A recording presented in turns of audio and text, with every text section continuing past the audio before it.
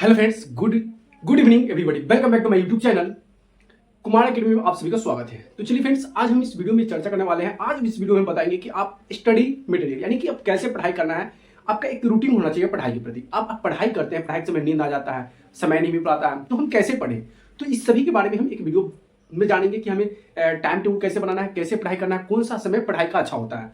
तो एक back side में आप लिखा होगा, आप उसको ध्यान से पढ़िएगा, ध्यान समझिएगा कि आपको पढ़ाई का तरीका कैसे बनाना है, कैसे एक स्टडी मटेरियल, एक स्टडी रूल बनाना है। जैसे कि यहाँ पे है कि पढ़ने का सही समय कौन सा होता है, किस समय हम अच्छे से पढ़ाई करें, जो हमें जो भी पढ़ेंगे हमें अच्छा से समझ में आएगा। तो सबसे पहले हम 4 स्टेप में लेकर आ चुके हैं। 4 स्टेप को बढ़िया समझ लीजिएगा, आपका पढ़ाई का शेड्यूल भी पूरा क्लियर हो जाएगा, आपका पढ़ने का समय भी सही से पता चल जाएगा और अच्छे से स्टडी भी कर पाइएगा। पहला हम लिए हैं मॉर्निंग स्टडी टाइम। मॉर्निंग का टाइम जो होता है मोस्ट इंपॉर्टेंट होता है। मॉर्निंग का टाइम हम इसलिए लिए हैं कि 4 बजे से लेकर 7 बजे के बीच में क्या होता है कि सभी लोग सोए हुए रहते हैं। अधिकतर गांव में लोग सब क्या होता है कि 4 बजे से लेकर एकदम 7 बजे तक सोए रहता है, सब 6:30 बजे के बाद उठता है। आप उसके बीच में उठकर अपना टाइम टेबल बनाकर पढ़ सकते हैं। जैसे कि सुबह के समय यानी कि 4 से 7 बजे तक वक्त सबसे शांत, ताजा और दिमाग के लिए अच्छा समय होता है। इस समय में हमारा दिमाग ज्यादा फोकस रहता है,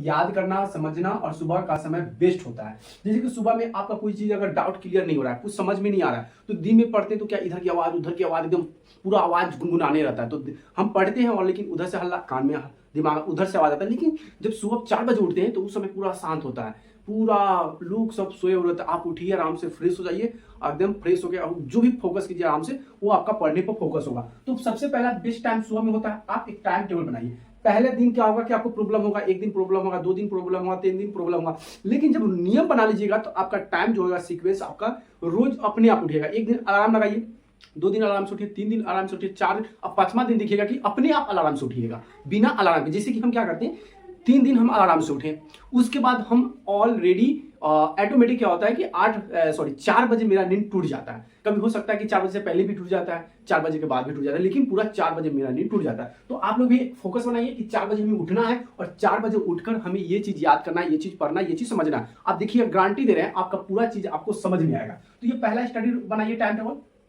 दूसरा, डे टाइम टेबल स्टडी बनाइएगा कि कई छात्र को सुबह उठना मुश्किल लगता है। मतलब बहुत सारे छात्र जो होते हैं रात को खूब मोबाइल चलाते हैं, मोबाइल चलाएंगे तो सुबह में वो उठ नहीं पाएंगे, क्योंकि 12 बजे तक आप मोबाइल चलाइएगा तो सुबह में उठना नामुमकिन हो जाता है। तो क्या करते हैं, उनको मुमकिन लगता है तो उनके लिए 10 बजे से 1 बजे तक, क्या 10 बजे से 1 बजे तक का समय भी सबसे अच्छा होता है। आप ट्यूशन से चलाए पढ़कर, कोचिंग से चले आए पढ़कर, आप आराम से 10 बजे से लेकर 11 बजे तक आराम से एक रूम में बैठ जाइए, आराम से टेबल कुर्सी लगाइए, आराम से मस्त पढ़ाई कीजिए। उस समय आपका पढ़ने का समय क्या होगा, तो जब उस समय जब आप पढ़िएगा तो उस समय सबसे आपका जो मोस्ट इंपोर्टेंट जो होता है सब्जेक्ट पढ़ने का, प्रैक्टिस क्या होता है, आप उस समय याद नहीं कर सकते।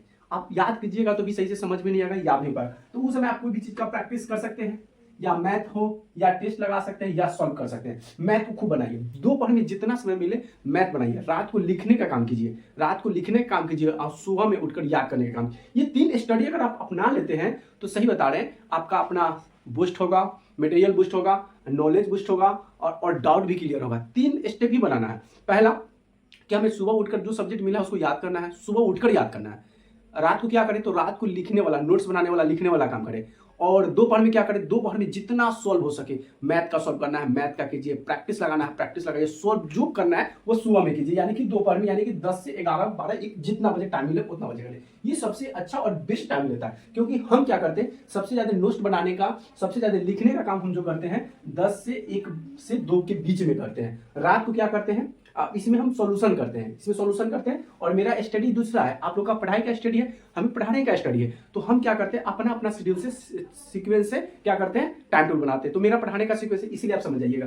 तीसरा है नाइट का शेड्यूल बनाइएगा। नाइट में क्या होता है कि रात का माहौल शांत होता है। बहुत बच्चा क्या करते हैं, रात को पढ़ते हैं, सब सो जाता है। जैसे कि हम क्या करते हैं, रात को पढ़ाते हैं, यानी कि रात का जो होता है सब बच्चा सो जाता है, शांत हो जाता है, माहौल शांत, तो उस समय पढ़ाई कर सकते हैं। कई विद्यार्थी का डिटेक्शन का कम मिलता है, मतलब उस समय समझने में या शांति जो होता है उस समय कम मिलता है, मतलब उस समय शांति उनती पूरा खत्म हो जाता है। तो ये रखिएगा, अगर आप डिटेक्टिव सब्जेक्ट जैसे कि राइटिंग, आर्ट्स या रिवीजन करते हैं, लेकिन याद रखने के लिए रात तक जगने, नींद और स्वास्थ्य पर भी असर पड़ता है। जैसे कोई बच्चा लिखते लिखते, पढ़ते पढ़ते, क्रिएटिव करते करते रात हो जाता है, तो याद रखना है कि 11 बजे से ज्यादा अगर आप जगते हैं तो सबसे कम से कम आपको 6 घंटा का नींद चाहिए। अगर 6 घंटा का नींद नहीं चाहिए, नहीं लीजिएगा तो फिर आपका स्वास्थ्य बिगड़ जाएगा, आपका निद्रा का बीमारी हो जाएगा, स्वास्थ्य खराब होने लगा। इसलिए कम से कम 6 घंटा सोना जरूरी है। या तो आप 6 घंटा रात को सोइएगा या 6 घंटा फिर आप दिन को सोइएगा, तभी जाकर आप कोई मटेरियल का काम कर सकते हैं। तो आपका अगर रात को करते हैं तो याद रखिएगा रात को सोना भी बहुत जरूरी है, इसलिए स्वास्थ्य पर इसको ध्यान देना। और सबसे लास्ट और